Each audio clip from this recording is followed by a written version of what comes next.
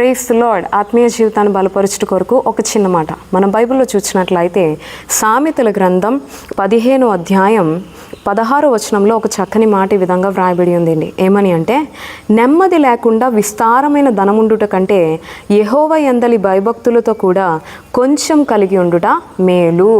ఈ మాట అర్థమైందా? నెమ్మది లేకుండా విస్తారమైన ధనం నీ జీవితంలో ఉండడం కన్నా యెహోవా యందు భయభక్తులతో కూడా కొంచెం నువ్వు కలిగి ఉంటే అదే నీ జీవితానికి మేలు అన్న విషయాన్ని గుర్తించు.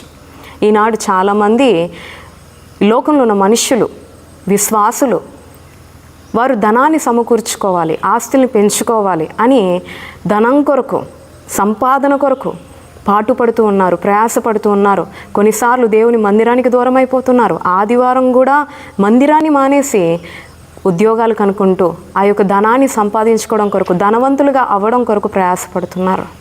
దేవుడు అంటున్నాడు, నీ జీవితంలో నెమ్మది లేకుండా విస్తారమైన ధనం ఉంటే ఎందుకు? అది వ్యర్థమే కదా.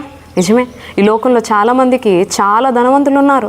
వారి జీవితంలో ఏ కొదువ కొరత లేదు. అయినప్పటికీ వారి జీవితంలో ఏం లేదండి, నెమ్మది లేదు. వారికి బోల్డ్ అంత డబ్బు ఉన్నప్పటికీ వారి జీవితంలో నెమ్మది లేక ఎంతోమంది ఆత్మహత్యలు చేసుకోవడం, ఎంతోమంది వారి జీవితాల్ని సగంలోనే చేయడం జరుగుతుంది. ఈరోజు నీ జీవితం అలా కాకూడదు. విస్తారమైన ధనం నీ జీవితంలో ఉంటే అది ధన్యకరమైన జీవితం అని అనుకోకు. నీ జీవితంలో నెమ్మది ప్రాముఖ్యం, నీ జీవితంలో శాంతి ప్రాముఖ్యం.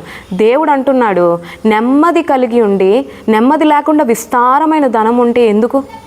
యెహోవా యందు భయభక్తులు కలిగి కొంచెం కలిగి ఉంటే అదే మేలు అంటున్నాడు.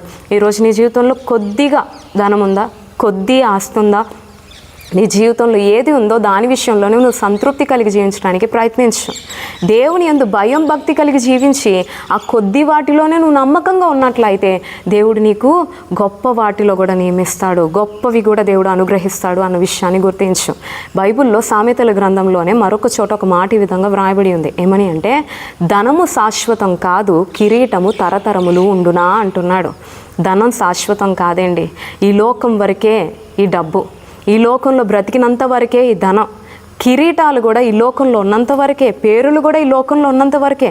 కానీ పరలోక రాజ్యానికి చేరాలి అంటే ధనవంతులు పరలోక రాజ్యానికి చేరరు. కానీ ఎవరైతే దేవుని యందు భయం భక్తి కలిగి జీవిస్తారో, దేవునికి అంగీకారంగా బ్రతుకుతారో వారినే దేవుడు పరలోక రాజ్యానికి చేరుస్తాడు.